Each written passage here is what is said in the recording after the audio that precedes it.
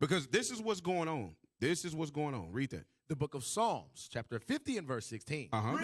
But unto the wicked, God saith, what hast thou to do to declare my statutes? And what most people don't understand is the wicked is the Edomites. There's wicked of our people. Yes, there's wicked of the other nations, but it's specific. When the Bible is talking about who the wicked is, the Bible calls Edom the seed of Esau, the Idumeans, the Romans, the Greeks, the people we call Caucasians and Europeans and Israelis today.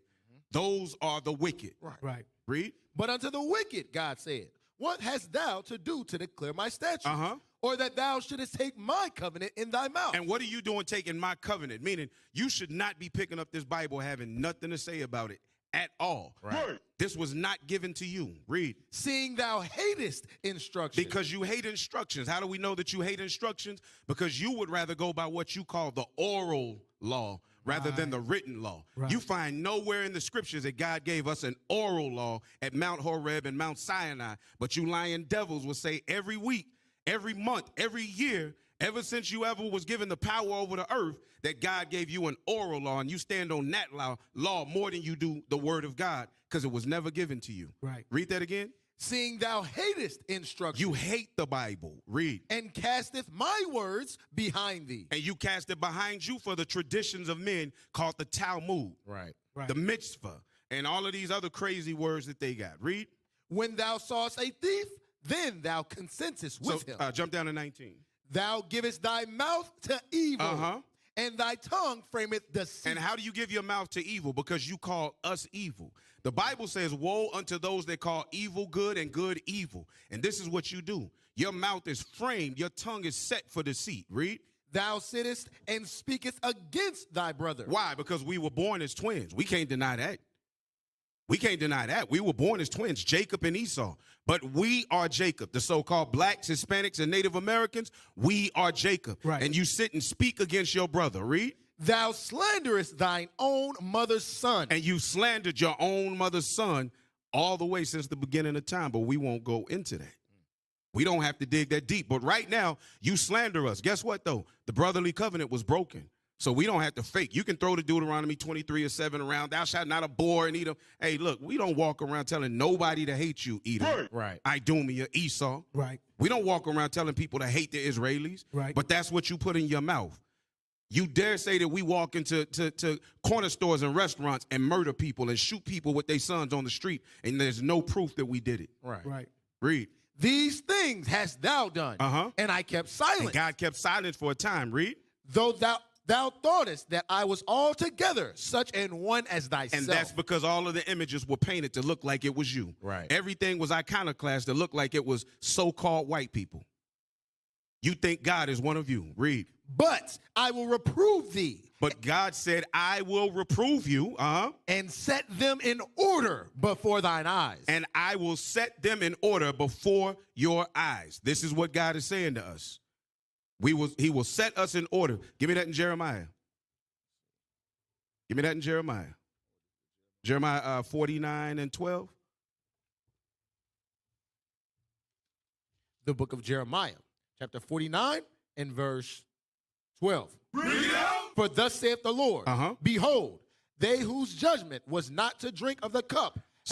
So it was never for, we were created to rule the earth. The earth was created for us. So drinking of this cup is not what we were created for. But we were given commandments in life or sin and death. So we went into captivity based on our foolish minds.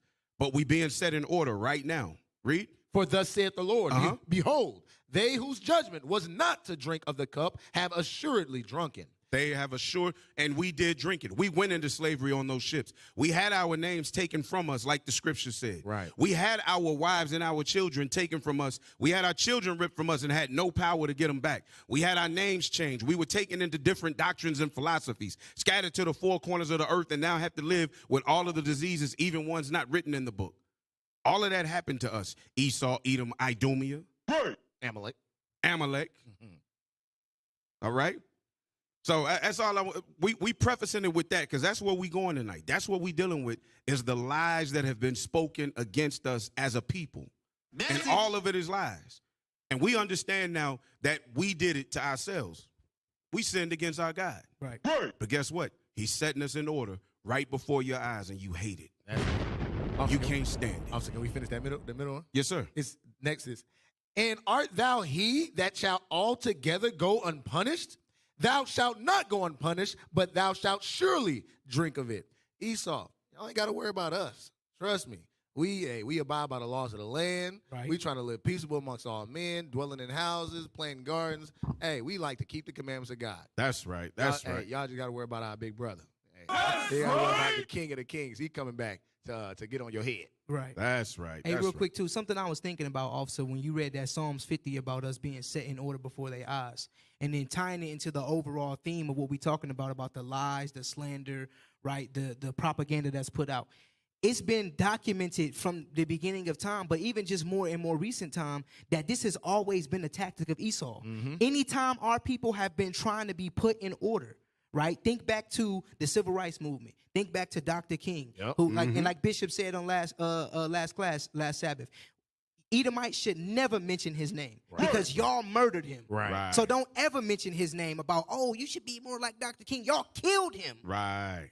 And you killed Fred Hampton when he was trying to put our people in order. You exiled Marcus Garvey when he was trying to do something good. You defamed Malcolm X and turned his own people on him and had then they try to get crafty. Oh, look, see, this time we're going to make a Negro kill him. Right. But it was your hand that was up underneath the puppet. Right. You was the puppet master. Right. All of this is documented history. Anytime our people have tried to stand up and do something collectively with each other, Esau has always had a problem with it and went in to destroy it. It's nothing new. Esau do it, turn around and make a movie out of it and make money off of it. Yeah, absolutely. And then turn around and say, no, we don't do those things. Right. Hey, And you know what? That's the perfect segue into the segments for tonight. Absolutely. Yes, sir. That's the perfect segue because Esau would do everything as a hypocrite. Esau, you're a liar. Right. You're a hypocrite. You're a thief. Right. And what we're about to hear from the streets is going to help to explain that. Let's go into Ear from the Streets. All praise to the Most High, man. So y'all know what time it is. Every week we do Ears from the Streets. By the way, I would like to say, just the same as plug for myself, I'm back, baby. Hey, you are back. All praise to the Most High. Let somebody else say that. It's been a little bit, man. I had to throw it in there, man. Hey, he said shameless plug. I He said a little did, shameless plug, man. You know what I'm Yeah, saying? All praises. But yeah, it's Ears to the Streets, man. You know, we talking about the hot topics and going on amongst our people. And what's been brewing over these last few days is this hypocrisy, like Officer just said, that's been pointed out about the NCAA Women's Championship basketball game. Esau being Esau? Esau being Esau, Esau man. being Esau. So this damn near could double for I Do Me a Moment of the Week and Ears to the Streets, but we got something else for I Do Me a Moment. Y'all stay tuned. That's right. So let's go ahead and play that video. Let's look at let the people see what exactly went down.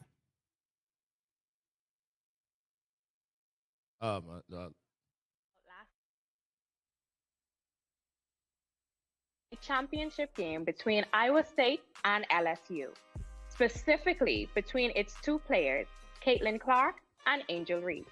Throughout the season, Clark has been hailed as NCAA's top women's player and had no problem showing off her skills during the tournament, using John Cena's "You Can't See Me" taunt whenever she caught fire.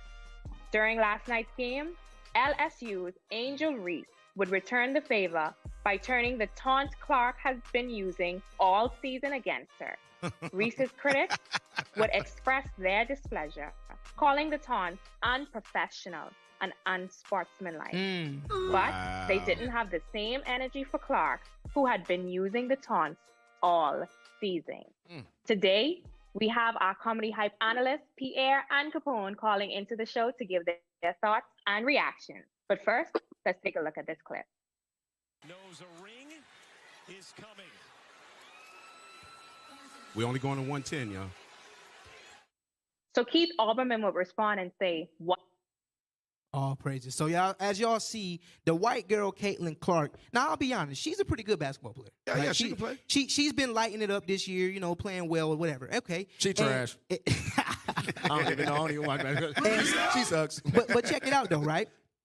as she's been doing her thing, she's been getting, you know, all this hype and praise. Oh, she plays with so much fire. She has so much charisma, so much swag. She's so inspirational to her team because she's a bit of a firecracker. She's snappy. She's feisty. Right. She talks crap to the other team. She taunts them. She gets in their face. Everybody loves it, right? They call, oh, queen, great job. She's groundbreaking, huh? She's groundbreaking. She's the next best thing. They called her the female Larry Bird, right?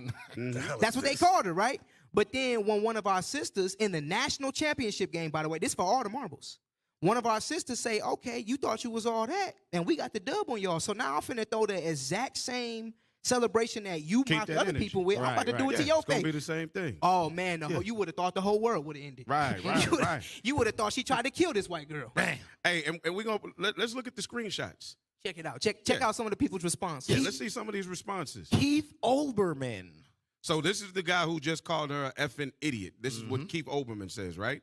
But now we see what's happening here, right? She pointing at her finger. She's saying, hey, look. We finna win this. Right. It's done. It's over. We can see you. So there's a response below that, though, that was funny. Yeah, read what Shaq Here said. go Shaq. Shut your dumb ass up. Yeah. Leave Angel Reese alone. Oh, praise. Oh, praise. Oh, no, say it again. Shut your dumb ass up.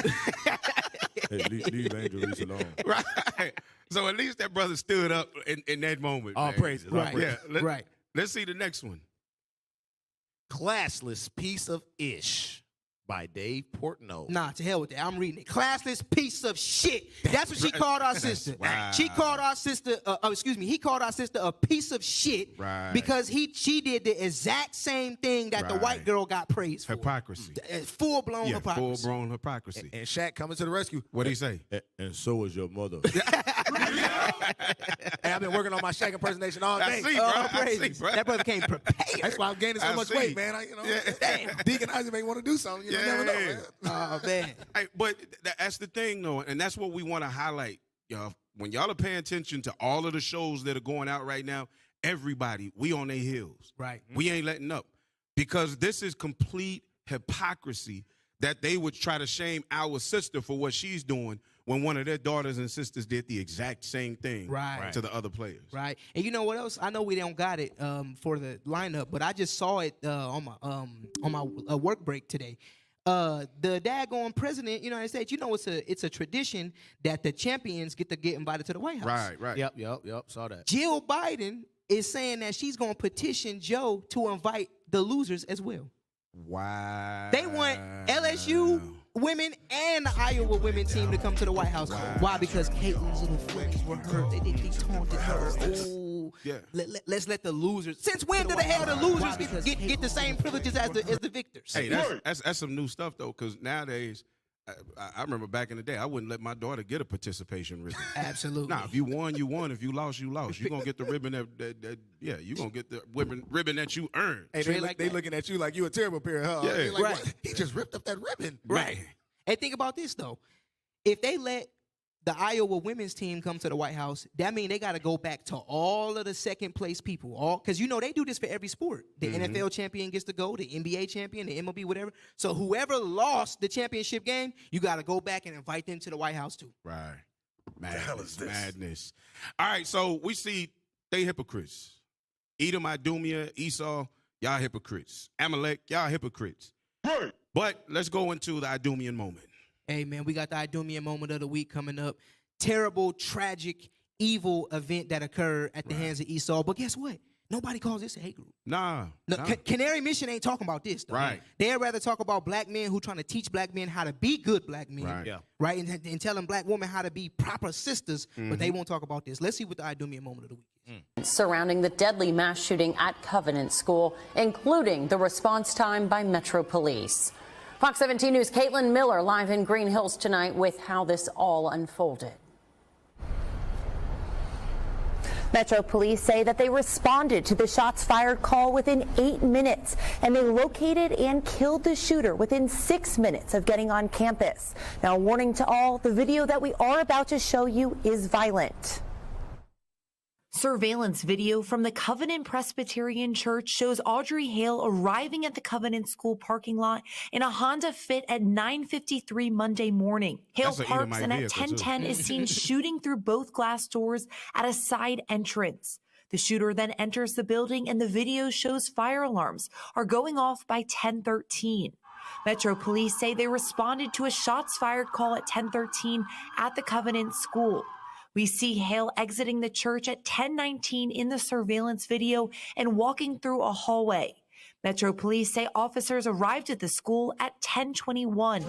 Let's go! On the Metro Police body-worn cameras, we see officers Rex Engelbert and Michael Colazzo entering the building. After officers check classrooms on the first floor, investigators say Officer Engelbert heard gunshots. It's upstairs. It sounds like it's upstairs. Shortly after, Engelbert and Colazzo meet in the hallway on the second floor of the school. Push an LPV up. And that's when both officers shot and killed Hale. Police say this happened by 10:27 a.m. Students held hands and were transported by school. And this was the Transformer, right? Yeah. Right. Yeah. It was a Edomite at my job. He was, before I even heard about it, he had brought up to me. He was like, "You see that they, it's Esau. You see that they calling this the first female mass shooting, right?" And I was like, "Wait, what?" This before I knew it was a trans. He was like, "Yeah, this is a transvestite." No, right, but it was a trans man. Right. So and that's why I was like, okay, so this is a man that turned into a woman turns into a man. He was like, that man had a penis. That's what he said. Yeah, no, that was a woman acting as a man. That was a woman acting as a man. Her name is Audrey Hale. Oh, she was born woman. Yeah, she was born a woman, and she's acting as a man. Esau, he had it confused. Yeah. Hey, what's that word you said? Confused? Because that's what that Yeah, that's what it is. He was confused. He was reading it like, I don't know. What? Yeah. Audrey Hale, she was a woman acting as a man. So that's why I saw some of the reactions where people was like, they're misgendering him, her. What the hell? Yo, they were upset. They focusing on about the misgendering and about the fact that this person just went in and shot little kids at school. This is how you know we in the age, or Esau's in the age of decadence. We ain't in the damn age of, but Esau's country in the age of decadence. They done for. You got people, they don't care about the actual tragedy of children's lives being lost. Right. They care more about, what are you getting the pronoun right? Are you saying he or she correctly? And you know what? And I'm gonna look to make sure, because from what I was hearing, it was a woman who was acting. She was living her life as a man, not a man living it. So, and that's why if I'm wrong, somebody put it in the thing. And that's why I confused me. When I saw the video, it had the whole basketball cap on and stuff like that. I was like, I guess. Right. Yeah. Hey man, this is just another point in showing you how Esau's hypocrisy. Right. You know what I'm saying? They like you said, they care more about the daggone pronoun than the actual tragic event that occurred. Mm-hmm. But then also too, who's notorious for doing this? This is anytime we see a mass shooting, whether it be at a school, whether it be at a church, open event, a park, a hotel, whatever. The overwhelming majority of mass killers are Edomites. And guess what? That's not hatred for us telling that. That's the truth. Right. So, all right. Hadara Israel said, yeah, it was a woman. A woman. Yep, it was a woman. So it was a trans man. It was a woman. Oh, okay. Yeah, portraying herself to be a man. So, yeah. What the hell is this? But you know what's funny about that though is they have a history of portraying themselves as other people anyway. So, Right.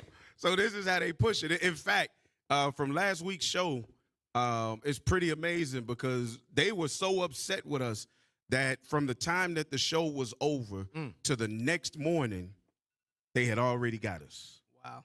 They had already got us. Say it ain't so. Yeah, they had already got us. Hey, let's bring it out. Let's pull up. We're going to go straight into it, man. Let's go straight into it. So y'all see what Esau is doing, the Idumean moment of the week. They out here just losing their darn minds. And actually, that fit in perfectly with this. That's an angry bird going wild. Right. That is an angry bird going wild. So this group, Canary Mission, decided to tweet about us, IUIC Dallas in particular, last week because they saw the show, they saw the thumbnail, and they were pissed. Boy, if you don't So this week they probably watching right now. They watching again. It's gonna be a tweet tomorrow. Hi, Angry Birds. Right.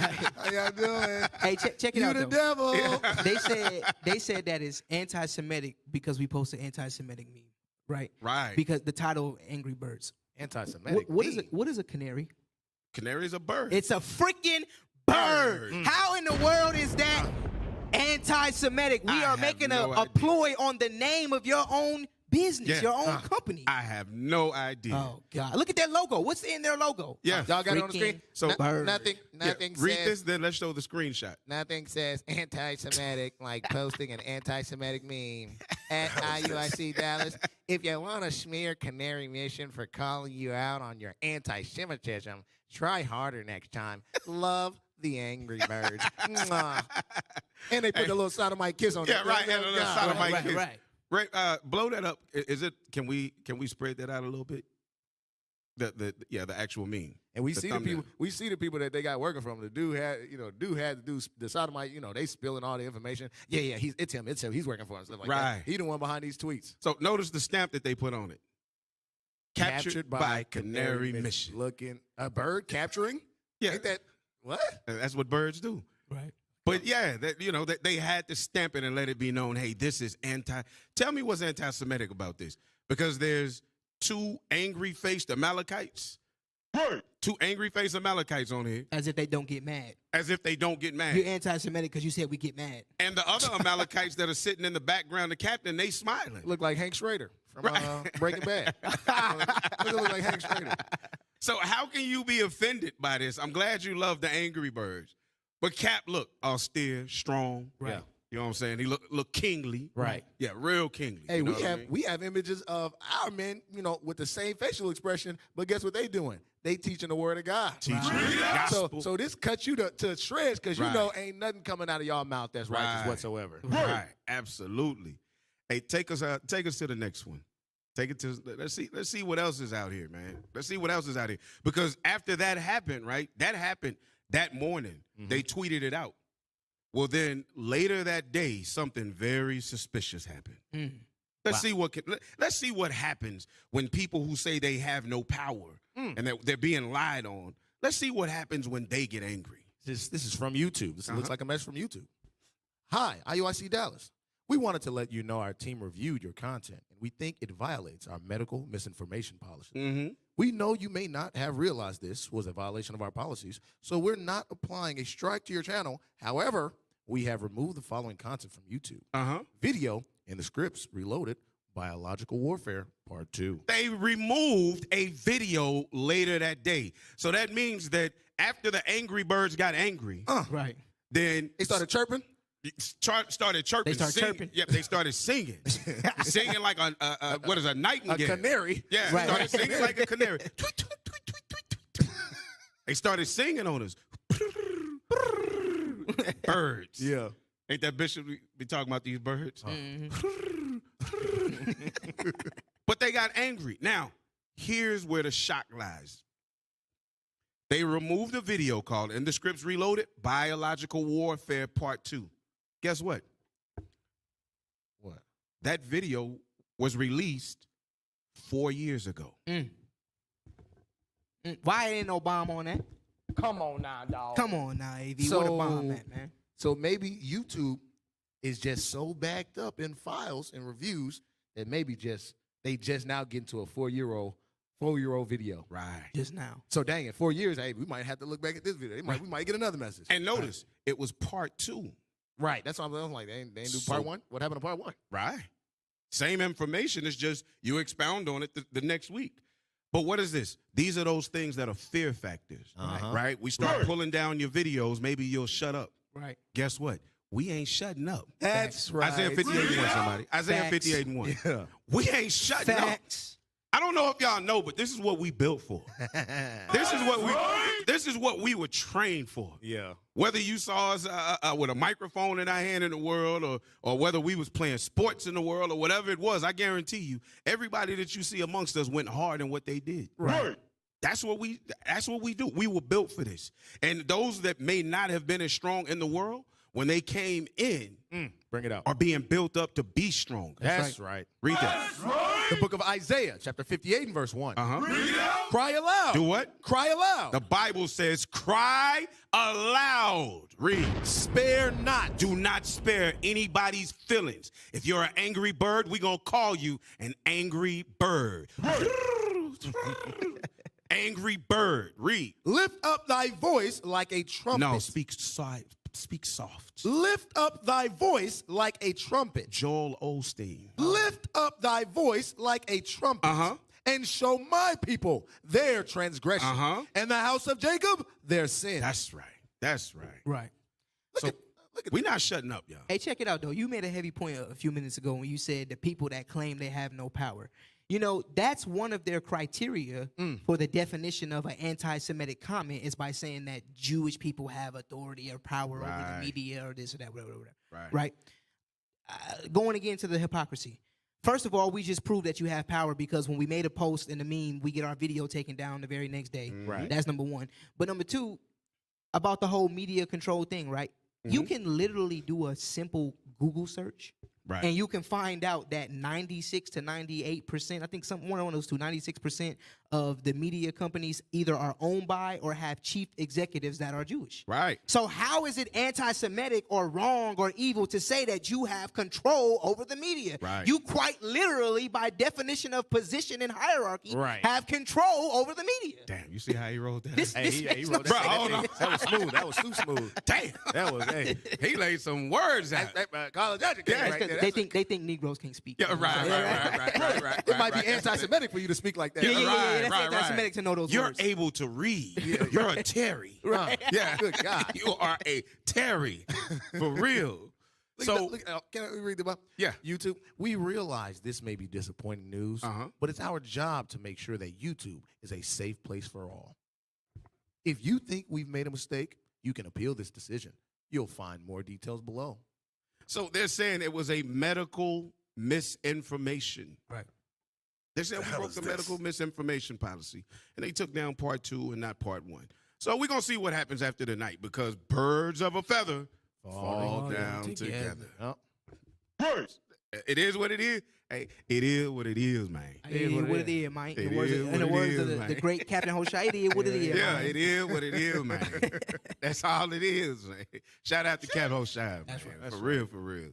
Hey, so next, there is a slander that happened, and it happened a while back. A lot of people don't know about it. Actually, I've heard Bishop Yawasop bring it up a couple of times. Guess what? We got the book that, about the story that Bishop Yawasop is speaking about, right? The name of this book is The Jewish Onslaught, and it was written by Tony Martin, Dr. Tony Martin. He's a professor at, I forget, is it Wesley College? I think Wesley College is the name of the college, all right? But Tony Martin, The Jewish Onslaught. Let's go into this book, and let's look at some slanders against our people at the hands of the Amalekites, our enemies. The first enemies, as a matter of fact, that we fought coming out of Egypt, right? Right. That's right. The first enemies, and they still lasting. They still fighting now.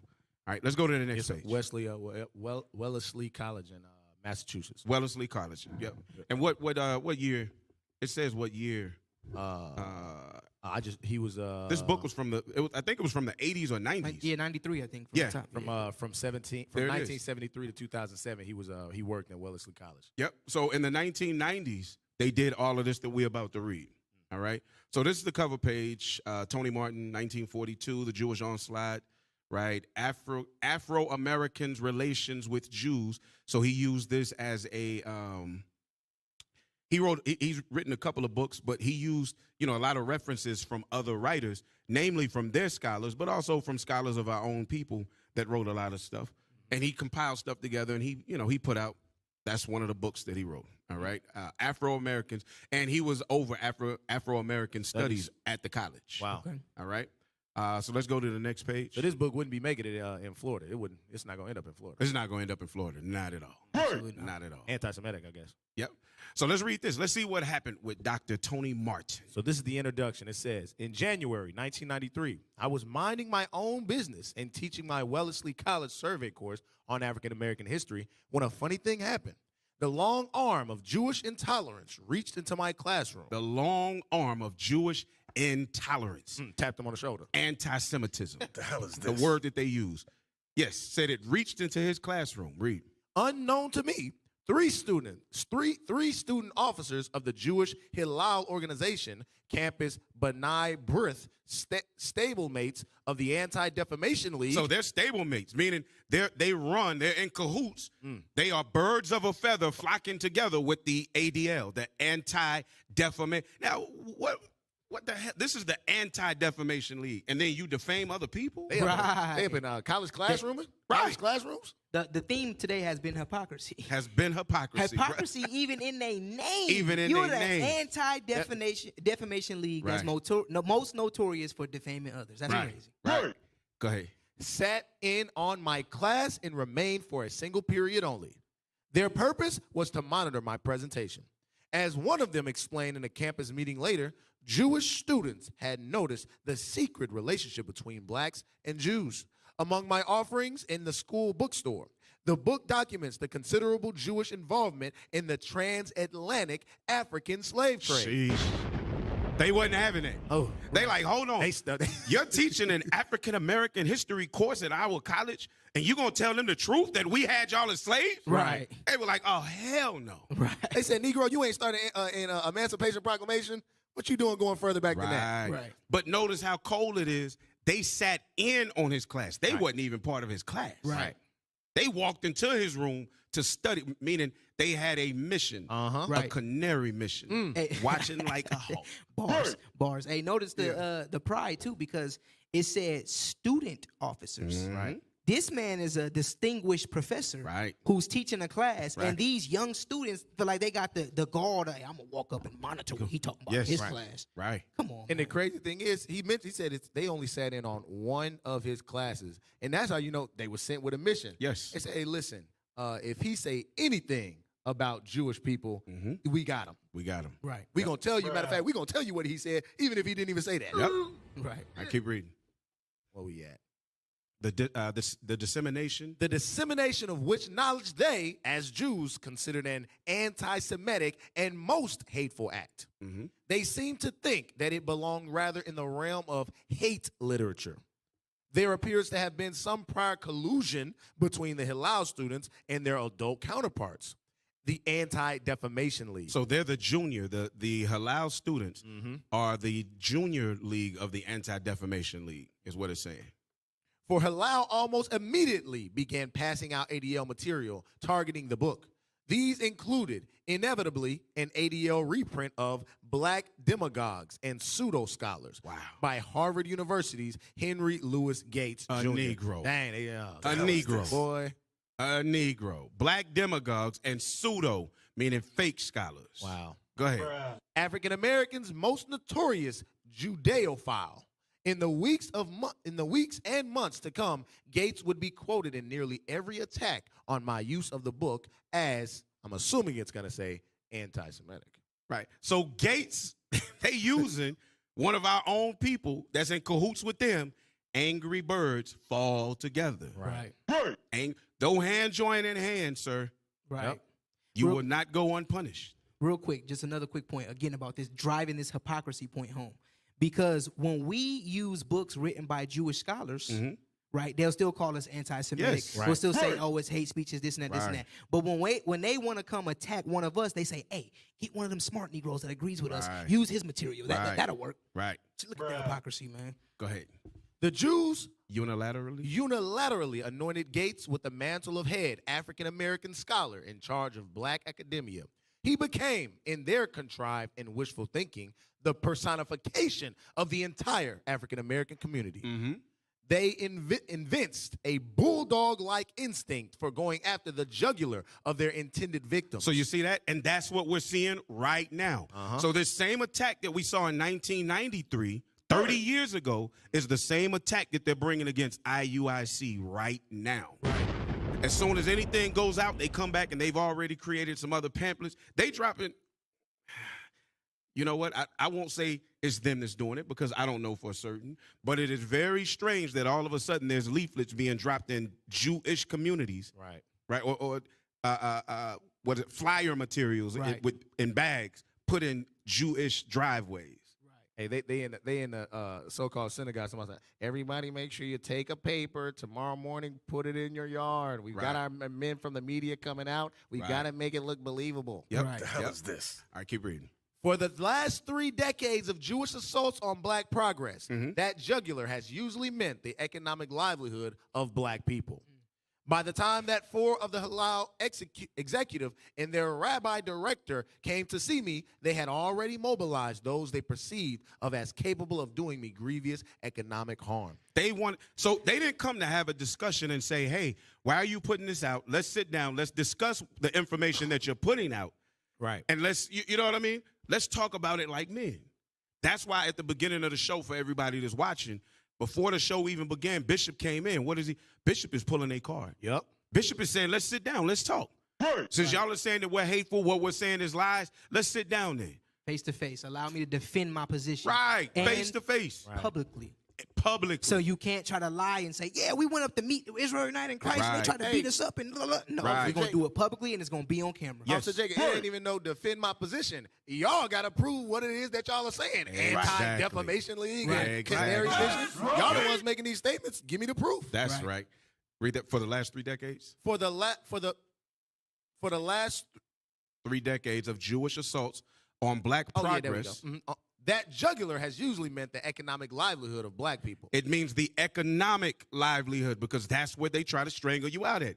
They know that really that's the last little crumb of what most blacks have is whatever little dollar they have. Black people rate themselves based on the amount of money that we have. What type of house do you live in? What type of car are you driving, right? Right. So they go for the money because that's what's going to scare them. Look at Nick Cannon. Right. Look at Deshaun Jackson. Right. Ice Cube. Look at Ice Cube. As soon as you threaten that dollar, they know that. So this is showing that this is a pattern that they follow every time. Right. And our people are going to have to learn to stand on this Bible and get away from being fearful of them. We can't be scared, y'all. Right. We can't be scared. If you walking in the Most High God, as Christians like to say, if you walking in the spirit of the Most High God, you got the Holy Ghost on you, none of this ought to scare you. Right. You losing your money ought to not be fearful of you. Why? Because you know you got brothers and sisters that's going to ride for you. Right. God got his hand on you and he going to protect you.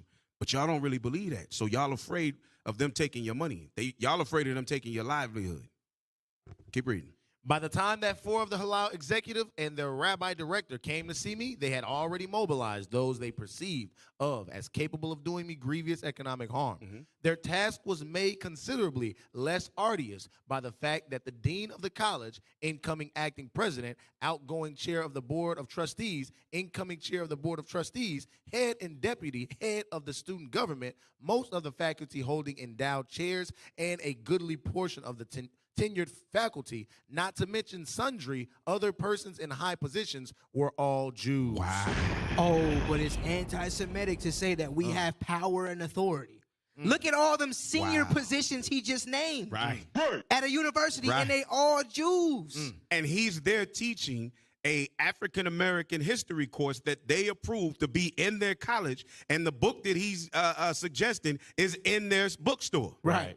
But he's the one that's anti-Semitic. But he's anti-Semitic. Man, this is crazy. That's the same thing with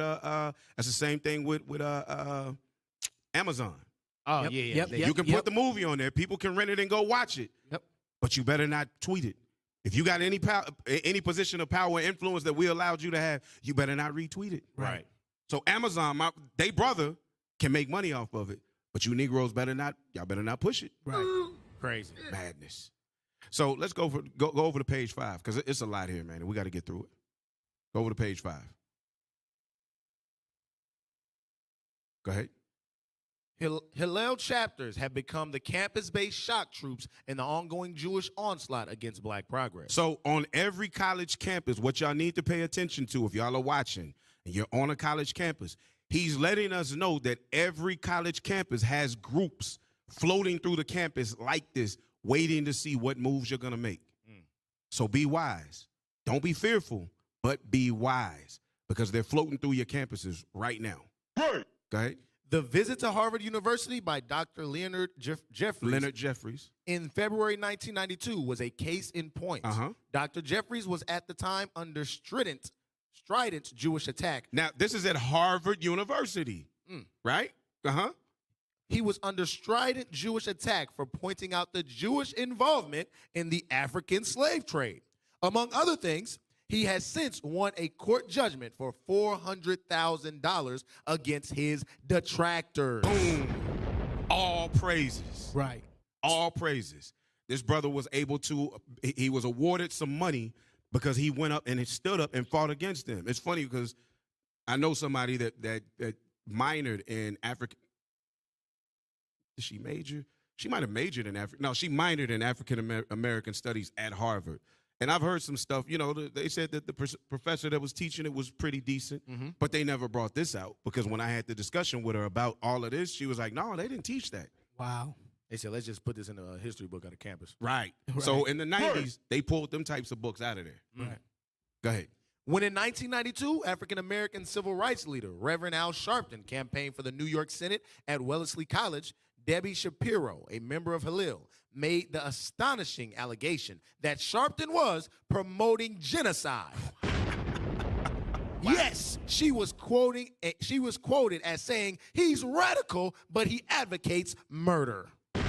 It's the same crap they saying today. Oh, they're radical Israelites. They want to kill all of us all. They promote murder. What the hell is this? This is their MO from 30 years ago. So what we're seeing, y'all, is this is the exact same thing.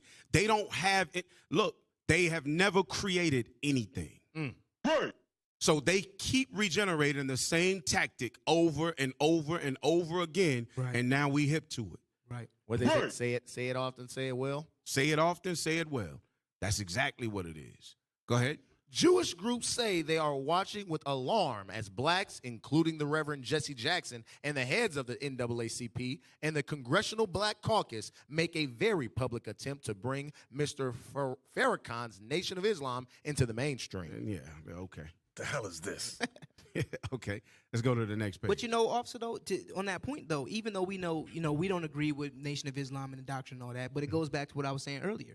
Anytime there's an organization that's trying to band black people together, they try to dismantle it. Yes. It doesn't matter what the doctrine is. Right. It's more pertinent now because we teaching now we the Israelites. Right. We teaching black people to keep God's law, statutes, and commandments. Right. So, of course, it's going to sting a little more in their pocket or on their heart when it's us, but it don't matter what it is. Right. Black people trying to come together and mobilize and do something and unify, they like, nah, we got to destroy it immediately. Right. Officer Jacob, it goes into that same thing we were speaking about when we spoke on the topic of Kyrie and our brother Ye. Is that you saw even way back, they planted those little stories. Oh, he crazy. He's this, he's that. Because they understand at any point in time, this momentum could shift and they could just say, oh, no, we the Israelites. Bishop Farrakhan can look up and be like, yeah, we the Israelites. Bishop Nathaniel, hey, he's on point. That brother's good with me. And thousands and millions of our people say, okay, all praises. Yes. So they gotta put those defamation or quoted statements and lies up in there just in case. Just in case. Yeah, absolutely. Absolutely. All right, let's read this. Now, the beginning, this page, this is chapter 4 of the book, and it's called Jewish Racism. So let's read this. All black folks should read the occasional Jewish newspaper. The result will be a solitary education on Jewish attitudes to African people. And we hear this all the time from our elders, right? Bishop Yawasop, Bishop Nathaniel, they say all the time, when you go into a bookstore, do not go into the typical spots in the bookstore that you go in. Don't go looking for history in the regular history spots. Go into the Jewish section. Right.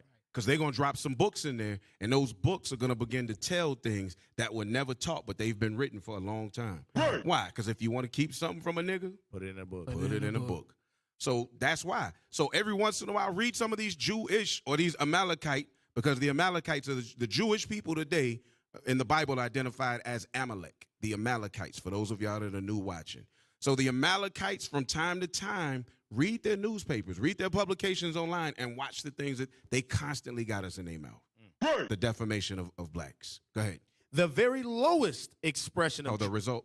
Oh, no, you read. My bad. Go ahead. The very lowest expression of Jewish racism was characteristically reserved for the clandestine form of hate mail. The fundamental underlying motive of Jewish racism is an unwarranted assumption of Jewish superiority. Unwarranted. Why? Because the Bible said that y'all were the basis of all people. Right. In the book of Job, it called you the basis of all people. So you have an unwarranted assumption that you're superior. that you're greater than everybody else. He said, y'all thought us all together. I was like y'all. Yeah, you thought I was like y'all. Go ahead. The hell is this? Jewish commentary on the present controversy has revealed a strong animus against the mere presence of African Americans in the academy. Mm-hmm. The establishment of black studies departments and the hiring of black faculty have been equated with a lowering of standards. That, bruh. Huh. Wow. Look at, so if I bring in a black scholar, somebody that understands and can teach students, right? They're as well versed, like you, speaking very well, very eloquent. But they saying, yeah, you know what? You bring that guy in, even though he's got these accolades and he's gone through and he's learned and done everything he needed to do to meet the standard, you're lowering our standards by bringing this Negro in here. Right. Come on now, dog. This is crazy. That's code word for all the rest of us. We don't want to see that nigga. Right. Don't bring That's him what up. it is. He's more qualified than all of us combined, but we despise and hate them. Right. Jews, the recipients of $70 billion in reparations from Germany. Wait. I did read that kind of fast. I did read that kind of fast. Jews are the recipients of what? $70 billion in reparations from Germany. Wait a minute. They be crying every year, don't they? What in the world? Wait a minute. That's my first time hearing about this. 70 billion. They got $70 billion from Germany? In 1985. I was just about to say, the big part you left out was 1985. In 1985. So now adjust that for 30, 40 more years of continued reparations and inflation. Right. That's in the hundreds of billions right now. Right. Why is America giving them $3 billion a year? What did they do to America? Huh. What did they do to America? Bruh. Wow. It said, or what did America do to them that America owes them $3 billion a year? What happened? Hey, officers with inflation, 195.7 billion today. And Negroes, they don't own all the media. Right. It could be. And that's just 28 years ago. But check it out. Negroes ain't received a dime. A dime. For the 300 years, or let's be specific and let me be specific. Mm-hmm. The 246 years that slavery was an official institution in America, where we built everything that you see in this country, where we created inventions that were literally stolen from us, patents that were ripped from our hands. The hundreds of years that we went through this, we ain't received a damn dime. Obviously, I'm still tripping off the fact that, remember we read with the Rothschilds, and how even in the late 1800s, 1902, they established the education, the Board of Education, the first one in America. And the money that was quoted in that book, like, yo, they throwing around how much money in the late 1800s, early 1900s, and then on top of that, late 1900s, they get $70 billion. It's, hey, if y'all think that y'all can survive and y'all are good with your measly little 40 million, and you just gonna bunny hop like Meek Mills for Amalek. Come on. Bring it. That's not that. You need to keep the laws of God. Join the fight and expose them like Ye and Kyrie did. That's right. Routinely argue. Where we at? As of 1985? Routinely. Oh yeah, as of 1985, routinely argue and with a straight face against affirmative action programs to compensate in a minimal way for 500 years of African American slavery and subjugation. With a straight face, they will argue against affirmative action programs. Right. Go ahead. Many have convinced themselves, as one anonymously correspondent informed, next page, anonymously, that Jews have asked for nothing and accomplished what they have through brain power and hard work, which makes a lot of others jealous of them. Emphasis in original. Wow. Yeah. They said they didn't accomplish everything on just straight brain power, huh? Right. And hard work. Right. What the hell is Listen, this? the theme of tonight has been that hypocrisy. Yeah. Boy, You people have received $70 billion of assistance, but then you say everybody's jealous of you because you're just so smart. Because you're just so smart. Oh, we work so hard. Right. Come on now, dog. Hey, so what we going to do, because my brain is tired off of that right now, man. What we're going to do is we're going to take a quick break, right? We're going to take a quick break. Hey, Yeah, buy some boom cars. Buy some boom cars, man. They coming up. But we're going to take a quick break, y'all, and then we're going to come right back to you. We're going to finish this out, and we're going to go through some other stuff about the things that we dealing with against these angry birds. All birds of a feather will fall together. You are tuned in to In the Scripts. Reloaded. In the Scripts. Reloaded.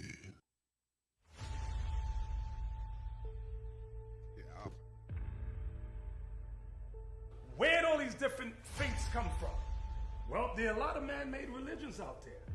Beware lest any man spoil you through philosophy and vain deceit after the tradition of man. What man? The white man. In Europe, in the time of the Renaissance, they start whitewashing all the dark images in Spain, in Portugal, in Russia, and all these places. And archaeology could show today, we got the records showing that there were black images all over Spain, all over Europe. Okay, why? Because the Christians over there at that time, they were all black. Being a Christian, you are the following of Christ. You keeping the Passover, New Moon, Sabbath, all that make a big difference. In Christianity, they keep none of what the Bible says. The Jews have always been black. So the true early Christians maintained faith in Christ along with Jewish law. It is very important for us to come out of what we don't belong in and come back to what God actually made. Brothers, sisters, let's all of us come out of the Christian church now.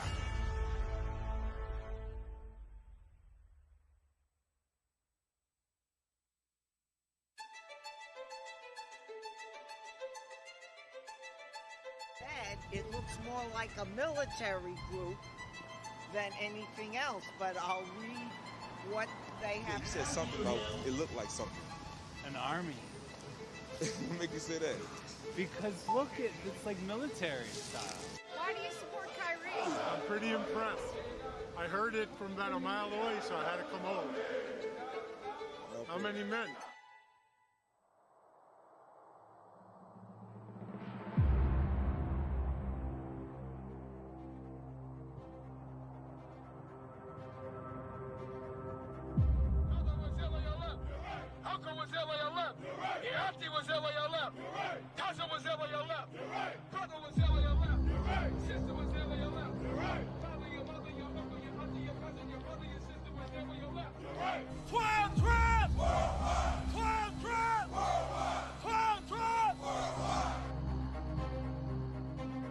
There's something that was said that has never been done or seen before.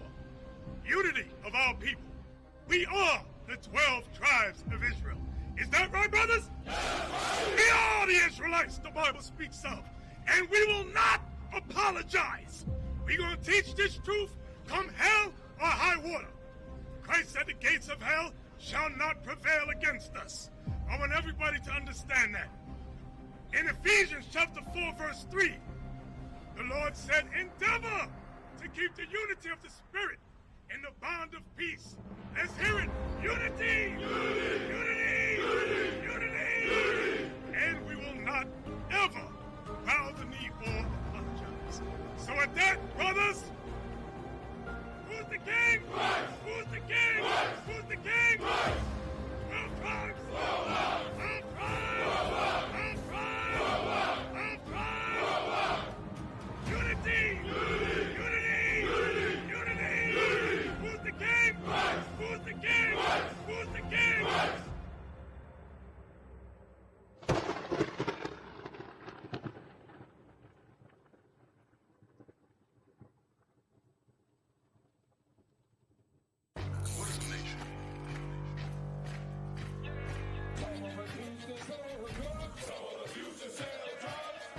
Nation is men leading by example.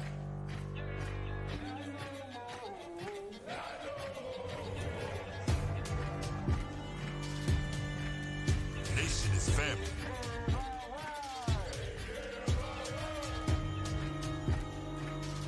Nation is community. Nation is children with role models.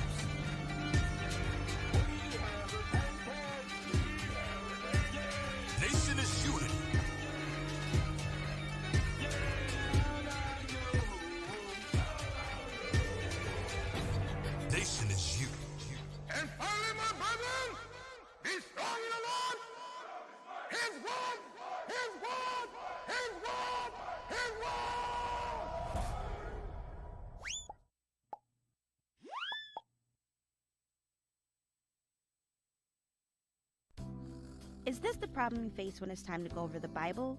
Have you been searching for a fun way to bring the Bible to the classroom? Well, look no further. IUIC Boom Cards has you covered. The perfect solution to keep your children edified and occupied during the Sabbath and throughout the week. These decks provide exciting and interactive ways to learn that are sure to grab your child's attention. Now loaded with decks teaching the high holy days, the commandments, and much more. Your child will love learning the Bible with IUIC Boom Cards. Order your deck today at www.boomlearning.com/author/IUIC.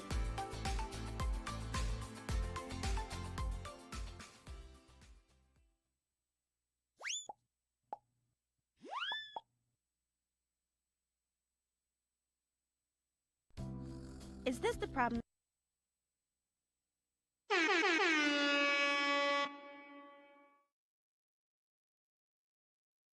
Right. All praises, all praises. Hey, I like the way that came in. Right. Hey, you were tuned in the scripts. Reloaded. We're gonna make that thing happen anyway, man. That's Even right. though it slid in on us, man, but we don't get caught off guard, man. Right. If you stay ready, you ain't gotta get ready. Right. Yeah. Facts. Hey, so let's go back. So what we dealing with is the onslaught, right? The onslaught, because that's what we're going through right now. There's an onslaught of information and hatred being aimed at IUIC. Right. There's an onslaught against us in particular. I'm not saying that all of our people are not struggling, but right now our name is being spoken everywhere in high places, and they trying to take us down. Right. They want to take. They hate our guts. And I'm perfectly fine with it. All praises. Yeah, yeah. Hey, as a matter of fact, earlier we it was one thing I wanted to touch on when we talked about Henry Louis Gates, and it was something that Bart Harvey or Soldier Bart had said to me. Yeah, you know, we call him Bart Harvey, man. That's the comedian, man. That's the comedian. But something because of the he said to me- hairline? Damn. I ain't getting in it, bro. That's your war, bro. Don't put me in the next special, man. Right, right. It's too late. Yeah, hey, that man there, bro. I don't know why you come down here messing with these nice people, man. Hey, give me that in Maccabees, man. The show. Give me the Henry Louis Gates verse, the Henry Louis Gates scripture. Israelites that hated their own people. What is that? First Maccabees 2. Is that First Maccabees 2? You know what I'm talking about? Come on, yeah. All right, I'll look it up. I'll look it up. But this is the Henry Louis Gates. You got it? First Maccabees 11. First Maccabees 11. There it is. The book of First Maccabees, chapter 11, verse 21. Verse 21. That's it. Yep. Then certain ungodly persons. Then certain what? Ungodly persons. Certain people who know nothing about keeping the commandments, that ain't worry about keeping the commandments, know nothing of God, and God don't know them. Who hated their own people. They did what? Who hated their own people. They would write books that they would put out against their own people, calling their own people pseudo-scholars. Certain ungodly people who hated their own people, read, went unto the king and told him that Jonathan besieged the tower. Went and snitched on his own people. Right.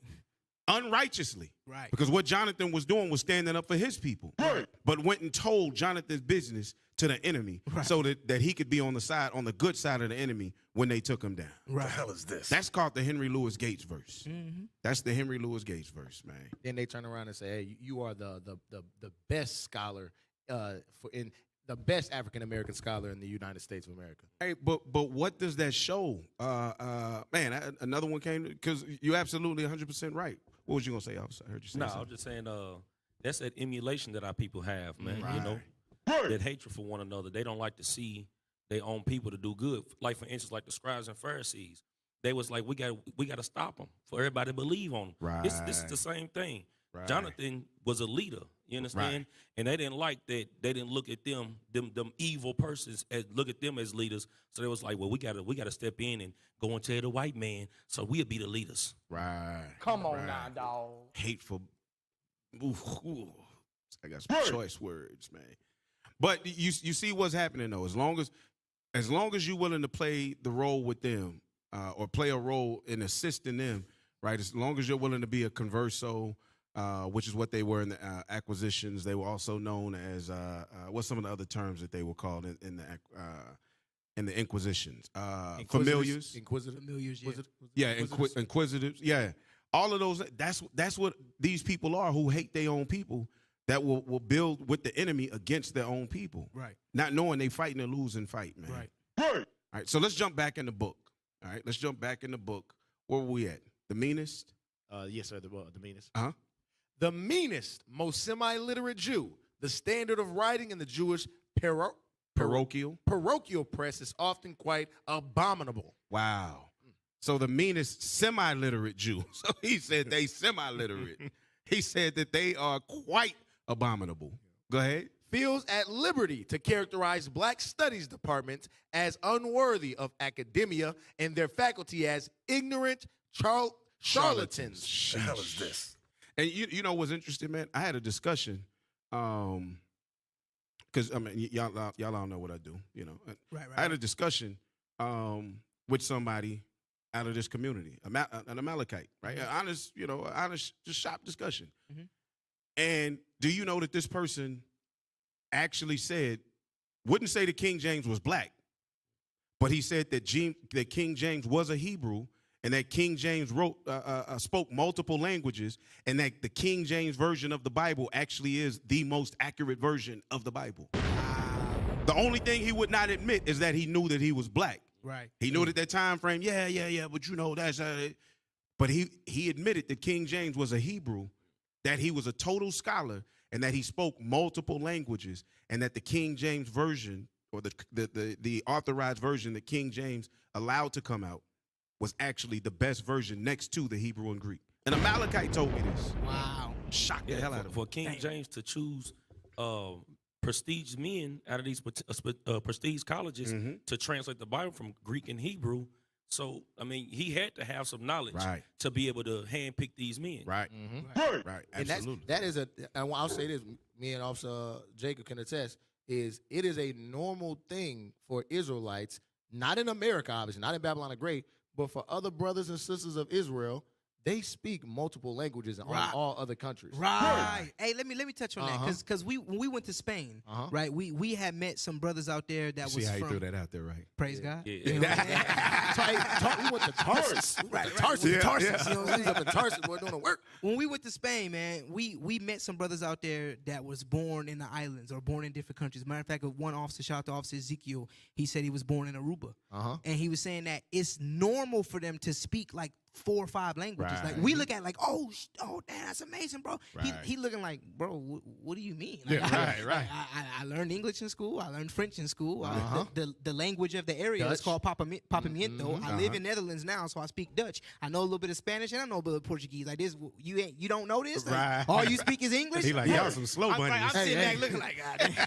And we stuttering in English. Right, in America, we simple as hell. Yeah, right. Right, absolutely. All right, read that. Finish reading that. It says, any independent black perspective on black people's history becomes racist and bigoted if Jews do not agree with it or lack the information to evaluate it. Wow. The principal exception to the anti-black scholars rule are those select few black academics who do the Jews' bidding. There you go, the converso. So when you read back up where it says, go back up. Just go back up real quick. Read where it says any independent. Any independent black perspective on black people's history. So this is black people's perspective on black people's history. Come on. Becomes racist. The reason why it becomes racist because you have to talk about them white folks that did the slavery to us. Right. Yes. So they deem it racist because you telling the truth about what your people went through. Right. But leave it to them. We sold ourselves into slavery, but nobody will buy us. Right. Man. Who the hell sells themselves into slavery? And nobody, sorry that nobody will buy you. Nobody. Please take me. Come on now. I want Wow. to get the hell out of here. Wow. I read that at the bottom of the principle. The principal exceptions to the anti-black scholars rule are those select few black academics who do the Jews' bidding. And that was Josephus. You know, unfortunately. Fortunately, but unfortunately. Because he wrote some stuff, historical, so we could see, some things and find some things out, put some pieces of the puzzle together. But he did their bidding, though. Go ahead. These become eminent scholars, however modest their achievements. Henry Louis Gates. Damn. Henry Louis Gates. The Nobel Peace Prize for this Right. outstanding African-American man. Right. This nigga, I mean, my brother. Yeah. My brother and Caesar Bohr. Right. Like Jewish New York City College professor Michael Levin, who has argued that blacks are less intelligent than whites. The hell is this? And like pro-Jewish black Wellesley College professor Marcellus Andrews, quoted above, who seems to lean in the same direction, Adelson thinks that blacks are stupid. So notice what it said. A pro-Jewish black Wellesley College professor, Marcellus. He got a Negro, but that's a Roman name. Right, Marcellus. Marcellus Andrews. But he one of us though. But that's who they're speaking of. Guys like that are guys that they excel them and they say, "Oh, he's fantastic. He's amazing. Right. Why not go sit in his lectures?" Right. Because that nigga gonna tell me everything that you would tell me. Right. That's why. And they called him. They said, "Bro, your name Marcus, bro. Who is this Marcellus?" Right. Go ahead. He sees the attempt to help black students as an assault on the meritocracy of higher education. Wow. Meritocracy. Oh, the merit of it. Yes, the merits. Yep. All right, next page. We're gonna run through this pretty quick, y'all. But Adelson's racist generalizations do not stop at black students needing remedial help. In what must be the most blanketly bigoted condemnation ever made of an entire academic discipline, he writes, the so-called professors who are the denizens. Meaning not even real citizens. He openly called the Negro professors denizens. Damn. Y'all don't even belong here is what he's saying. Right. Damn. Go ahead. The so-called professors who are the denizens of black studies departments are perhaps the least well-prepared of any on the campuses across the country. Sheesh. The poor quality of their scholarship, which is indeed ludicrous, has made black studies programs across this country a source of ridicule in American education. So because there's black history programs in the colleges in America are deemed as less scholarly than other ones around the world that don't have the Black Studies program. Yes. God, dog. So what they're saying is the little bit of black history that our people that learned in school, that's remedial. Yes. Right. You know what I mean? You're really not learning your true history. Right. Because your true history goes way back into Genesis. That's what they know. Right. Right. Right. 100%. But how is it though? Like, think about it, right? Like we joking, we throwing punches. But when you look at this whole thing, how is it that they can call us hateful, right? When this book was written in response to a hateful action taken against him. Right. He didn't just sit down and write against, I hate Jewish people and I think that they're the lowliest. He didn't just sit down and write. Why? Because we don't care. Right. Right. We too busy, as we say, trying to get it out the mud. Right. Because that's where we came from. We don't have time to sit back to wonder about what is Amalek doing today, man. We trying to build our nation. Right. So how are they calling? We're reading everything hateful that they can say about us, not as one person, but as a group or a nation of people. Right. Yet their attack is against us. It's madness. It's madness, y'all. It's hate against us because we done unlocked our history. Right. So it ain't ludicrous no more what we saying, because what we saying is actually true. That's right. Let's see, man, because go to Ezekiel chapter 35. You know what I want, right? Ezekiel chapter 35 and verse. Yes. The book of Ezekiel, chapter 35 and verse 5. And actually start at verse 1 and 2 and then jump to 5. Let's see who they talking about. Book of Ezekiel, chapter 35 and verse 1. Uh-huh. Moreover, the word of the Lord came unto me, saying, Son of man, set thy face against Mount Seir. Against who? Mount Seir. Set thy face against Mount Seir. Pause right there. Let's go see who Mount Seir is. Right. Let's go see who Mount Seir is. This is the book of Genesis, chapter 36 and verse 8. Thus dwelt Esau in Mount Seir. Thus dwelt who? Esau in Mount Seir. Read. Esau is Edom. Esau is Edom. So let's go back to what we were reading. Ezekiel chapter 35 and verse 2. Uh-huh. Son of man, set thy face against Mount Seir. Set your face against the so-called white man. Set your face against Amalek, the so-called Jewish Israeli man. Right. Set your face against all of the European nations that are against you. Right. Ezekiel, read. And prophesy against it. And prophesy against it. Not build with it. Not make friends and be friendly to it and make allegiances with it. Right. He said prophesy against it. What is he prophesying against it? 28:8, Ezekiel. What are we prophesying against it? The book of Ezekiel, chapter 28 and verse 8. Uh-huh. They shall bring thee down to the pit, and thou shalt die the deaths of them that are slain. Did I call the wrong one? The prophets before me prophesied. Jeremiah 28:8. Appreciate it. The book of Jeremiah, chapter 28 and so verse 8. let's see what we're prophesying against Sierra. Go ahead. The prophets that have been before me. So all of the prophets that were before Jeremiah, all from the beginning. Read. And before thee of old prophesied both against many countries. Prophesied against the countries. And against great kingdoms. Against great kingdoms. Of war. And of evil. And of pestilence. Of war, evil, and pestilence. So we're not building with them. We're not making friends with them. Right. That's not what we were told to prophesy against in the book of Ezekiel. Go back to Ezekiel. Let's go to war. Let's go to war. And what we prophesy, that evil that we prophesying about is that slavery that you put our people in. That's right. That's right. Calling us less scholarly and a stain on your university. Right. Read. The book of Ezekiel, chapter 35 and verse 5. Because thou hast had a perpetual hatred. And who is the thou? Seir, Edom, Esau, the so-called white man, including the Israeli. It said that they have had what? A perpetual hatred. An everlasting hatred. And has shed the blood of the children of Israel. The so-called blacks, Hispanics, and Native Americans. By the force of the sword in the time of their calamity. In the time that their iniquity had an end. In the time that we should have been rising out of it, they were screaming, race it, race it. Right. Burn it to the ground. And then they walked in and took our lands and called themselves us. The hell is this? Stole our whole identity. This is what we're here to teach, y'all. This is what we're here to show our people. That this is what's going on with them. Right. Don't be fooled, y'all. Don't be fooled. What you got to say, Officer? Hey, man, go ahead, man. Hey. All praise to the Most High, man. Let's go. So what is the what we got? Yeah, let's go to the next page. We're just about done with this. It says, Lawrence D. Lowenthal, executive director of the New England American Jewish Committee, illustrates this. He became so apologetic, bro. Apoplectic.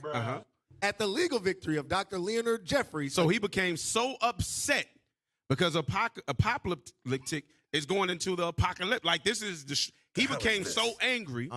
As a matter of fact, look the word up. Can we look the word up? Right. You got it? Yes, sir. Read what that word means. This is the definition of apoplectic. That's like a college educator. Overcome with anger. He's so like this is going to like an apocalypse. He's that mad that this is like an apocalypse to him. Extremely indignant. And extremely hateful. He hated the fact that Dr. Leonard Jeffries won $400,000 defending himself against the white Jewish community. They were so angry that they went back 4 years. Went back 4 years and took down a class. Oh, them apoplectic birds, man. What's wrong with them apoplectic birds? Ooh, birds of a feather will fall together. Trust and believe you will fall. It's a fixed fight. And I'm laughing. Ha ha. I'm laughing, bro. Go ahead, man. He became so apoplectic at the legal victory of Dr. Leonard Jeffries against the Jewish encouraged assault on his freedom of speech that he momentarily even embraced Arabs and Catholics in his wild rantings. Damn. Good God. Do I have any Arab brothers in the house? Any Catholics in here that believes on Jesus? I need y'all to strap a bomb to yourselves and just go. I need y'all to go over to Johnson & Johnson and blow up all their haircut products and yeah. Come on, we need y'all to blow up all of the African American study rooms at these colleges, bro. They just gave this Negro $400,000. I'm hot, heated. I am livid. Go ahead, man. He called Jeffries Europhobic, anti-Semitic, anti-Arabic, and anti-Catholic. God. He called him all those things for winning. Yes. against something that was done evil to him. Right. Damn, I'm this? evil. I'm anti this and anti that because Right. I won and proved that y'all Right. done something bad against me. They like, nigga, how dare you stand up for yourself? Right. How dare you? Right.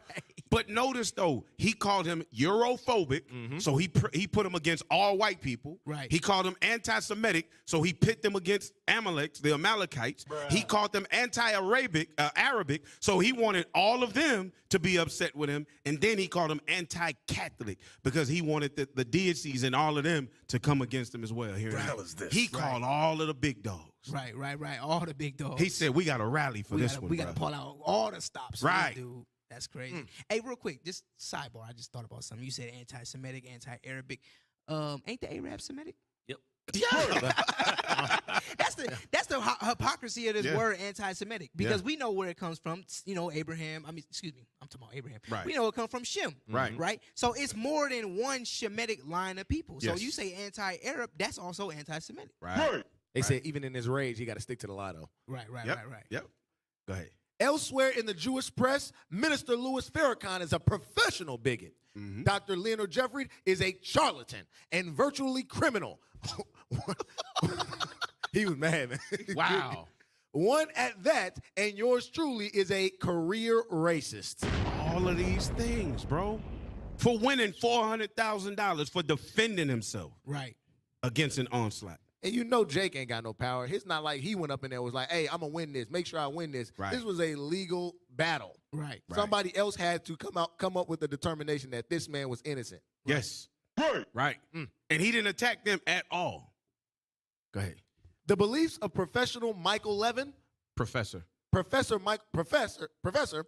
Adelson, and African-American professor Marcellus Andrews in Black Inferiority have inevitably found cruder expression in the hate mail. So they go ahead, man. Go ahead. A strangely similar letter mailed in West Palm Beach, Florida, bore a copy of Dr. Leonard Jeffrey's photograph adorned with racist graffiti and the following ungrammatical message: white Jesus and 13 sick, you know what that means? Sick white apostles are all whites, a superior people. Niggers are the missing link. So this is a letter that he received, bro. Damn. He For did say standing up for himself. He did say ungrammatical message. That's why I'm over here stumbling. I'm like, oh. Yes. So Dr. Tony Martin, they started writing him hate mail. Right. So they sent a letter to him with a picture of Dr. Leonard Jeffries and said all of this stuff. Right. So why attack Christ? You hate what this man did and standing up for himself so much that you identify Christ and blaspheme it and say 13? The hell is Right. this? 13 apostles. The hell is this? You know what they know? What they know? That Christ was black. That's right. That's why in this letter He they said had to say white that he was. Jesus. There you go. There you go. That's right. That shows how much hatred they have, but the hatred is not for us. Right. The hatred is because he chose us. That's right. And that everything on earth was given. As a matter of fact, hey, that's rolling off my tongue so beautifully. Romans chapter 9, y'all. Romans chapter 9. Because some of y'all that's watching right now might think that what these people are doing is upright as hell. Let's see whether or not we are the inferior people and they are superior. Right. Romans chapter 9, you know what I want. Start at verse 3. The book of Romans, chapter 9 and verse 3. For I could wish that myself were accursed from Christ. For my brethren, my kinsmen, according to the flesh. According to the flesh, meaning physical people, not spiritual people. Read. Who are Israelites. Who are Israelites. Those are Paul's people. Those are his kinfolks, as we like to call them. Read. To whom pertaineth the adoption. The adoption belongs to the Israelites. And the glory. The glory belongs to the Israelites. And the covenants. The covenants, the first and the second, belong to the Israelites. And the giving of the law. The giving of the law. Not the oral law. We don't give a damn about no oral law. Right. We don't follow no Talmud. Right. We're not following your mitzvah. Right. No, we are following the words of the living God. That's right. From Genesis to Revelation, all 80 books, not 66, was given to the Israelites. Read. And the service of God. And the service of God. We're the only ones called God's servants. Read. And the promises. And every promise in the book was made to us. Well, almost every promise, because the rainbow said he wouldn't flood the earth no more. So y'all got off on that, but he only did that for us. Right. Read. Whose are the fathers, and of whom, as concerning the flesh, Christ came. Christ only came for the so-called blacks, Hispanics, and Native Americans. That's right. And no matter how much you slander us, you can't stop us. Right. You can't shut us. We can read now. That's right. That's right. Let's go back to the letter. They apoplectic right now. Right. They apoplectic right now. What you Damn say? niggers. Oh, we everywhere in the book right now, bro. Look at their YouTube. Go back even further. Right. All right, go theological disputation. Theological disputation proved very popular with the mostly anonymous hate mongers. They were all anonymous. How? How convenient. How convenient. That's crazy. There's a group right now, a group of angry birds that are upset with us, and nobody can figure out who's funding Who runs the them? organization? Right. Who runs it? Who's writing these articles? Who's posting these tweets? Right. But I think that it came out at the beginning of the class. What was it? Milstein? Yeah. Adam Adam. Milstein, Steiner, something. Right. Yeah. Steiner. Wow. Go ahead.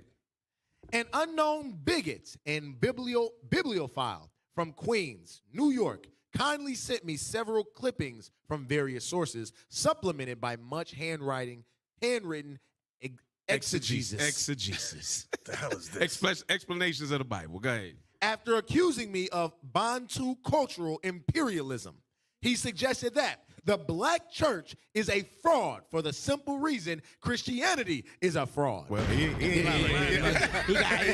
got that part right. For you black Christians, you so-called black Christians that go to church on Sunday, listen to what this Jewish man said about Christianity they got y'all believing in. It's a fraud. Right. He just told me.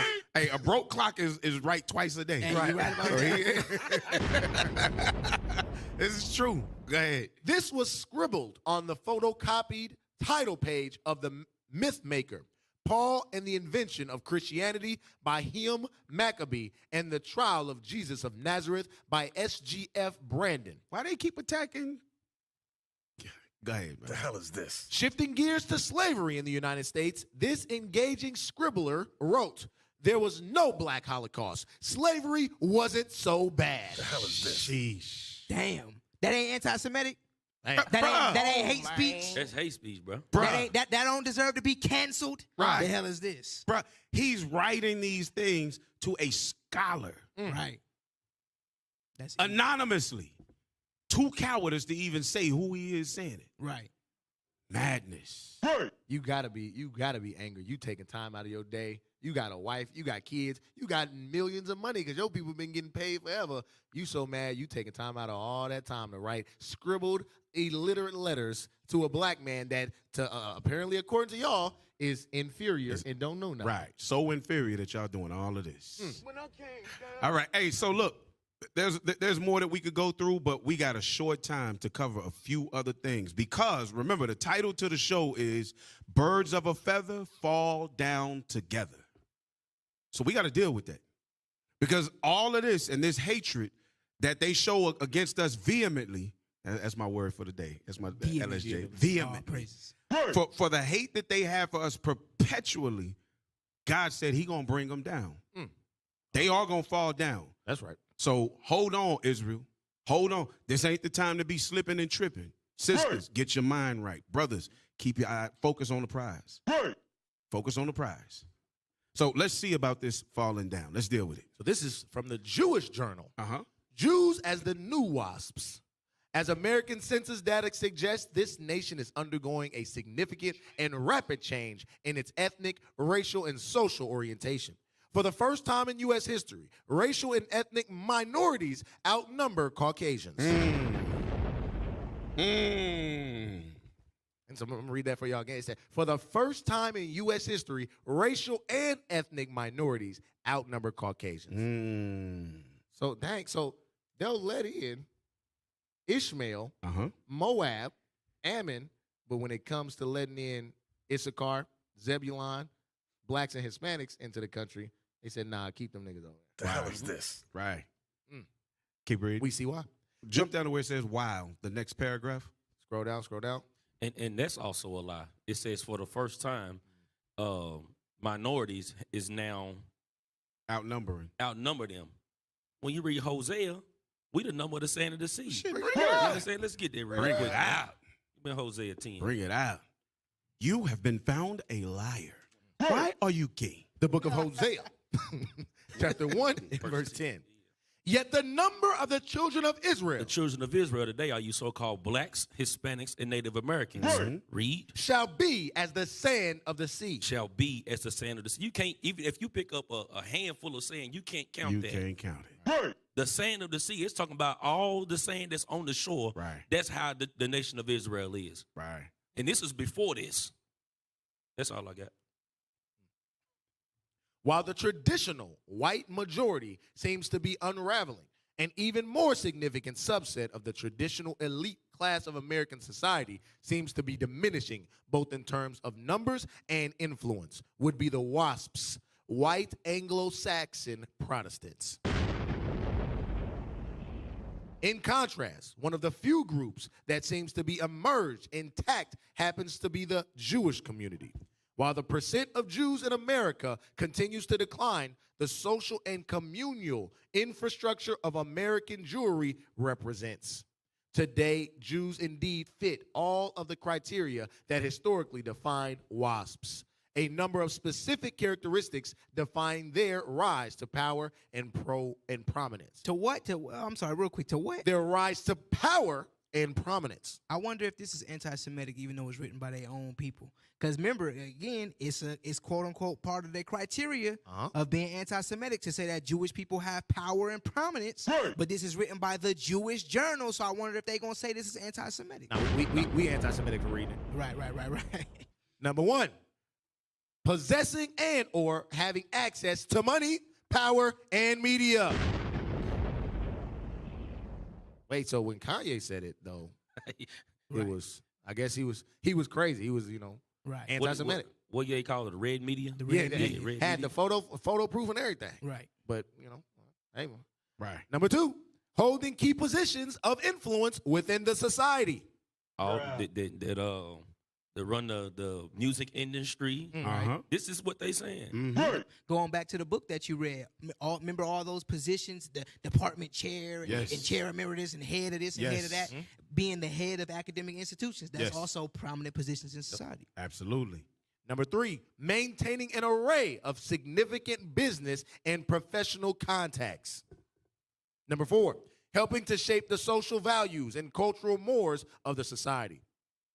Hey, real quick, I'm sorry, that's a heavy point. It said helping to shape the social values of society. How do they do that? By their propaganda, by their media, because they can push a narrative to get ingrained in the minds of people to think, oh, okay, well, this must be bad because they said so. Oh, this must be the standard of what's right because they said so. Now you've literally manufactured the minds of people to understand what is valuable, what is not. What is it? You see they handpick the so-called black leaders. So you have brothers and sisters in our community that's regurgitating stuff that's really comes from Amalek. Yes, absolutely. Because I don't know. So if y'all remember a few months back when we were going through all of that, remember, it was Amalek that was funding all of the Christian churches from the inception of the country. Yeah. It was Amalek putting their dollars in. So even Christianity in a Western culture especially is pushed by Amalek. Right. They only teaching what Amalek want them to teach. Which is fraud. Yes. Right. Number five, being respected by others from across the political and social spectrum. Yep. So all of these things, this is what Amalek is doing, but it's all crumbling down. It's going to come down. Even those angry birds. Right. Let's go to the next. Let's go to number 12. Let's go to the next one. Let's see it all crumble. And the wall come crumbling down. I'm telling you right now, it's going to fall. It's going to fall. Now, where is this article coming from? The Times of Israel. The Times of Israel. Maybe this is reputable news. Let's see. Go ahead. LA Jewish group pulls funding for Canary Mission linked NGO. Pulls funding. Oh, that's not good. Pulls funding. Jewish Community Foundation suspends grants to Israel-based Megamont Shalom says no indication previous support went to controversial anti-Israel blacklist. So now what's interesting, because I want to point this out.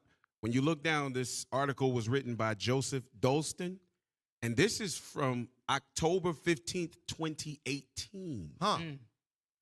So they've been doing this for a long time. Right. But notice when this was being targeted or aimed at who they call, Middle Easterners, when it was being targeted or aimed at Arabians or Palestinians in there, right? They had some might and some power, and they were like, hey, you know what? We should leave them alone. We should look, man, I'm not giving you no more money to mess with these people. Right. They digging in their pockets deep right now with us. Damn. They done revamped the whole thing because this is 5 years ago that they start pulling money away. Why is it back awake today? Right. Why is it bigger than ever right now? Right. Because they see what we read in Jeremiah 49:12. They seeing us be set in order right in front of their eyes, right in front of their face. Colossians, what is that in Colossians? Colossians 2 and is it 2:21 maybe? Look at 2:21. I look and see what it says. What is no. Let me look at because I know I got it written with my Jeremiah. Say something. While he's finding that, if you remember in the book that we just brought out, Esau, Amalek, Edom, in the midst of their apoplectic outburst, they will join with Ishmael and other Edomites, although they don't even share the same, belief, quote unquote, belief system. So it sounds like the same thing happened right here. But they say, you know what? Hey, listen, we're done attacking them over here. We've got a bigger fish to try to fry. Then they turn their heads towards us. Right. But it's not gonna work over here. Colossians 2 and 5. That's it. Colossians 2 and 5. I knew it was in chapter 2. The 2 and 5. The book of Colossians, chapter 2 and verse 5. For though I be absent in the flesh, yet am I with you in the spirit. Joying and beholding. Doing what? Joying and beholding. Joying and beholding. Your order. Your order. That's what we happy about. That's why right now y'all don't see us pulling back and being scared and shaking in our boots. No, we having fun. We having fun. Yeah. We having fun. Yeah. Right. Why are they so excited? They posted you on Twitter. Yeah. Yeah, they did, didn't they? Yeah, they did, didn't they? Why? Because in Isaiah 13, what did he say that this would cause them to do? Go to the gates of the noble. Yep. That's right. This is spiritual, y'all. Don't even understand what's going on. That's right. This is spiritual. Go to run, tell that. Right. That's what we said. Run, tell that then. We ain't tripping. Hey, the only people shaking and scared right now is the Christian pastors because they like, man, what are we gonna do? They keep on hitting us up. Right. These niggas won't leave. All right, finish this out. It says, JTA, the Jewish Community Foundation of Los Angeles, will suspend grants from donors to a group that appears to support the controversial Canary Mission, although the foundation said it was not aware that previous grants had been used to fund Canary Mission and its efforts to blacklist anti-Israel activists on campus. So they lying. They lying. The hell is this? Go to number 13. They lying. Oh, no, we didn't even know, man. Yeah. Lying out. Yeah, they lying. Lying. Well, why you always lying? Right. Why you always lying? Yeah. Committee on Academic Freedoms, Middle East Studies Association of North America. So Middle East Studies. So not African American history studies. This is right, Middle right. East not studies, not right? black studies, not the lowering standard, the black study department. Right. Exposing Canary Mission, a resource for college and university leaders. Canary Mission is a secretive but clearly non-academic political organization that uses its website to engage in defamatory attacks against college students who advocate for Palestinian rights, against students and other organizations engaged with this issue, and against faculty who teach or speak publicly about the Israeli-Palestinian conflict. So guess what? The same thing they were doing there is the same thing they doing to us. Right. The only problem is that we are so-called Negroes in America and don't nobody give a damn about us. Right. So guess what? We don't have the money and the resources and the funds to wage this campaign, but we can do it ourselves, though. That's right. We can make all the thumbnails we want to make, and as long as we can hop on YouTube and any other channel or platform that will allow us to speak, we gonna clown. That's right. We gonna fight. And then when you shut that down, We gonna hit the block like we already doing. Gonna hit the block. Right. We gonna hit the block. Stop it. Can't stop. Won't stop. Take that. Take that. Right. All right. So let's go to what number we at? Number 14? Yeah, let's go to number 14. We got about 10 minutes. This number 14? Mm-hmm. Jewish voice for peace. That's where this article's coming from. Now that's ironic. Jewish voice for peace. Wow. Go ahead. Against Canary Mission. University faculty condemn Canary Mission blacklist. So they own people are condemning the blacklist. Right. But guess what? Everybody that we see that they were condemning them against or that they were pulling funding for is the same people that old boy wrote in his letter. Right. The Arabic people. Because a lot of those Arabics now, they starch Muslims. They starch Muslims. But you have a lot of pro-Palestinian Europeans. Right, yep. That will march on campuses for them. You go to those campuses, Davis and campus that you used to seeing protests. They'll march for them. Yeah, I remember when I was in college, they had some things going on like that. You see a lot of Edomites, Europeans that will be pro-Palestine because they would say that it's against human rights and the things that they're doing over there in Israel, the oppression against Palestine, all that stuff. So that's a good point. So what you're seeing in this battle never stepped in because, again, we just read that was 2018. Right. Why is it that these Palestinian leaders aren't reaching back and saying, hey, y'all did that to us. Y'all doing it to us now. And why aren't they naming? But you remember that y'all did this to Jeffries. Y'all did this to such and such. Why? Because it ain't a nation on earth to give a damn about us except for us. That's right. That's right. We got to fight for ourselves. Right. The Bible said that no man would buy us. Meaning there was nobody that would redeem us. What did Christ say? The kingdom of heaven is within us. That's right. We don't get it by observation, y'all sitting on our behinds. We got to get out and do the work. You got to repent as an Israelite, come back to the law, statutes, and commandments. Come in and join us. Be built up and learn to get out here and be part of the fight. That's right. That's what this is about, y'all. That's right. We ain't going to lose. We not losing. We telling y'all that. That's a promise. We ain't losing. That's right. And that's on God. Right. That's right. Yeah. So let's go out of this, man. We're going to play this video, man. Did y'all have anything y'all wanted to bring out for this last piece? No? All right. Right on. In this last piece. There we go. Yeah. This is the one. Americans will be poor overnight. So remember, y'all, the theme of the show again, birds of a feather fall down together. So the same way Amalek is going to fall, so is America, which is Babylon the Great, modern-day Egypt. So is all of the European nations that are over there, all of them are going to fall together.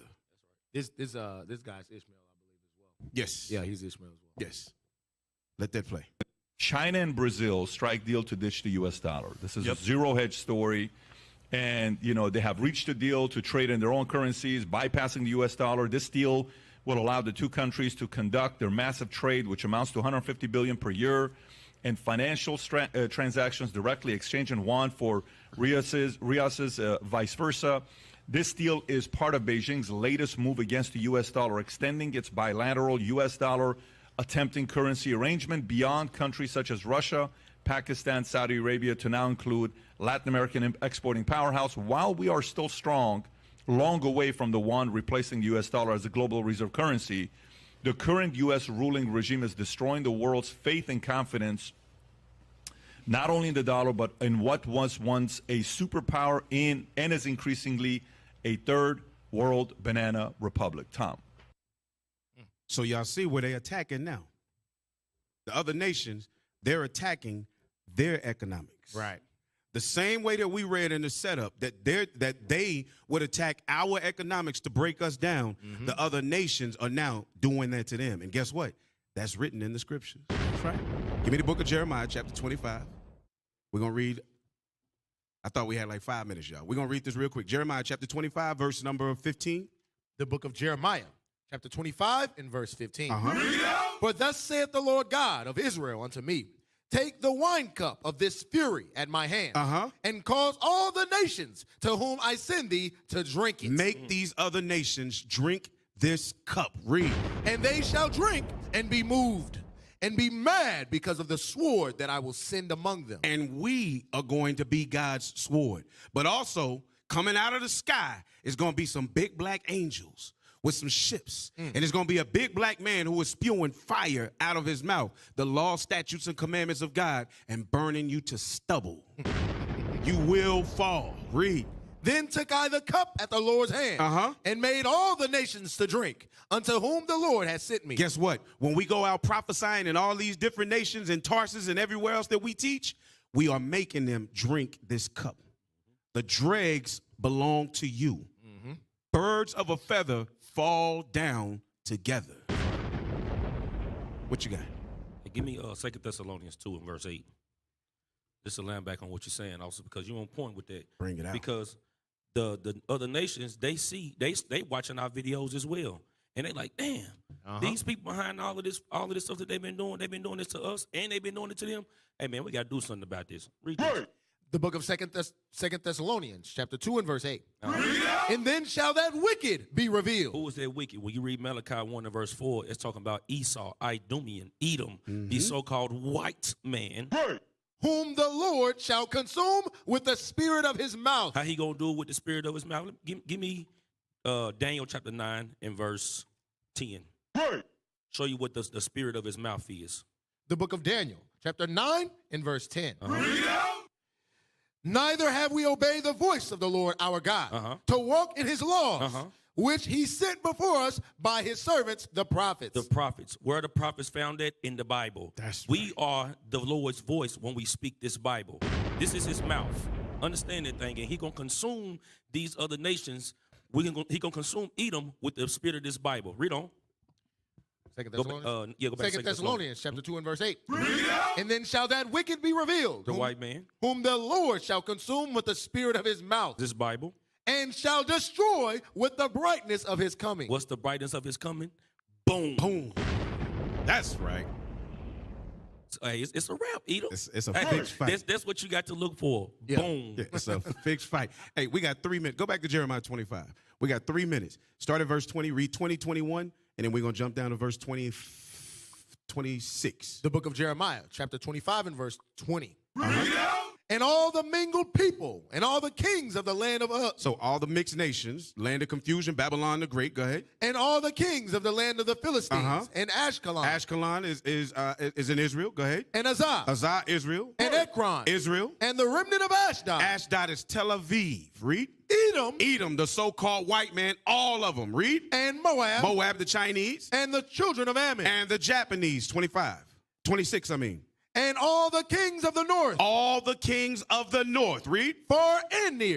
One with another. And all the kingdoms of the world, which are upon the face of the earth. And the king of Shishak, United States of America, shall drink after them. Are going to drink the dregs, and this cup is yours. That's right. All praises to Selah. Yeah. That thing gonna taste like death. That's right. That's right. So look, we pray that y'all glean something from this show, man.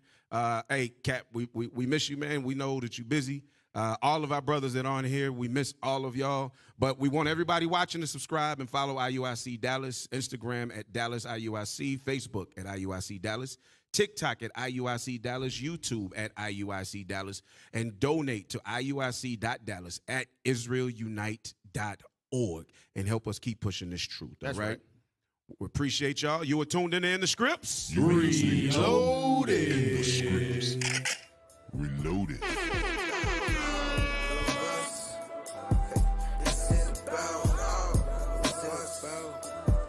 Is it about me? Is it about the remnant? Is this about Jesus? Is it about repentance? Constantly wink at ignorance cause he paid the price.